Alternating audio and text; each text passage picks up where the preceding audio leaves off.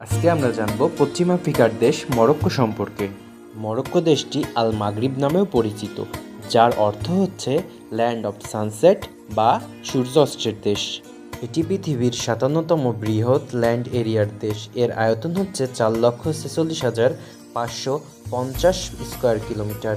প্রায় 3,75,00,000 মানুষ এখানে বসবাস করে, যার মধ্যে 99.46% হচ্ছে মুসলিম। অধিকাংশ মানুষই মরক্কান আরবি ভাষা ফলো করে। এখানে বিদেশি ভাষার মধ্যে রয়েছে ফ্রেঞ্চ, স্প্যানিশ এবং ইংরেজির ব্যবহার। পশ্চিম সাইডের ওয়েস্টার্ন সাহারার কিছু অংশ মরক্কো কন্ট্রোল করে। মরু পরিবেশের পাশাপাশি এর ওয়েস্টার্ন কোস্টে রয়েছে আটলান্টিক মহাসাগর। মরক্কোর রাজধানী Rabat and largest city Casablanca. 7ম শতকে উমাইয়া খিলাফত সময়কালে এই অঞ্চলে ইসলাম এবং আরবি ভাষার আগমন ঘটে। ট্যুরিজম এর অর্থনীতিতে গুরুত্বপূর্ণ ভূমিকা রাখে। বিভিন্ন স্থাপত্যশৈলীর মসজিদ এবং ইসলামিক স্থাপনা পর্যটকদের আকৃষ্ট করে। অ্যাটলাস পর্বতমালার সর্বোচ্চ শৃঙ্গ তপকাল মরক্কোতেই অবস্থিত।